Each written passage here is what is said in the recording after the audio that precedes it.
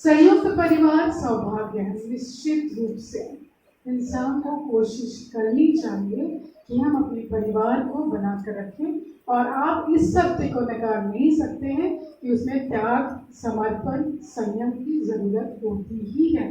बिना उसके हम किसी परिवार की बात नहीं, कहीं भी हम सफल नहीं हो सकते हैं, जो आज लैकिंग हो रहा है समाज में। संयुक्त परिवार सौभाग्य है। एकल परिवार की आत्म शांति का भी सम्मान होना चाहिए। 7 जन्मों का रिश्ता सौभाग्य है, पर तलाक की आत्म शांति का भी सम्मान होना चाहिए। विवाह विच्छेद की एक पॉइंट है कि वहाँ हमें क्यों सम्मान करना चाहिए। नॉर्मली आप देखेंगे जो लोग डिवोर्सी होते हैं, जिनका डिवोर्स होता है, उनको गलत नजरिए से उनको देखा जाता है ना। वो गलत नजरिया हमें रोकने की जरूरत है, क्योंकि सबकी कहानी एक जैसी नहीं होती है, सब सौभाग्यशाली नहीं होते हैं।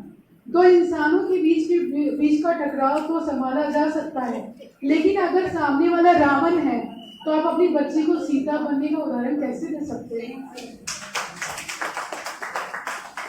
सीता तो ऐसी स्थिति पे आपको विवाह विच्छेद का सम्मान करना चाहिए, परिवार को आगे बढ़कर अपनी बच्ची का सहयोग करना चाहिए और सही समय पर उसे अपने घर वापस लाना चाहिए। सिर्फ महिला के लिए नहीं बोल रही, ये दोनों के लिए, यहाँ कोई लिंग विशेष की बात ही नहीं हो रही है, ये दोनों पे लागू होता है कि किसी भी इंडिविजुअल का जीवन वो ही जानता है कि क्या है, उसके जीवन में क्या बीत रही है, वो क्या फेस कर रहा है। तो आप किसी इंडिविजुअल को जज नहीं कर सकते। जीवन में प्रेम एक बार ही होना चाहिए, जीवन में विवाह भी एक बार ही होना चाहिए, पर दूसरे विवाह की आत्म शांति का भी सम्मान होना चाहिए। जिसको सराहनीय अभी भी नहीं करना, पर हर किसी इंडिविजुअल की कहानी अलग होती है। इंडिविजुअल को इन 3 चीजों के लिए जज नहीं करना चाहिए जो नॉर्मली हम देखते हैं, सुनने में आता है। किसी तलाकशुदा को आप गलत नजरिए से देखते हैं, या तलाक को निंदनीय तरीके से देखते हैं। दूसरे विवाह करने वाली खास करके महिलाओं को ज्यादा बुरा कहा जाता है, पुरुष तो हमेशा से करता ही आया है।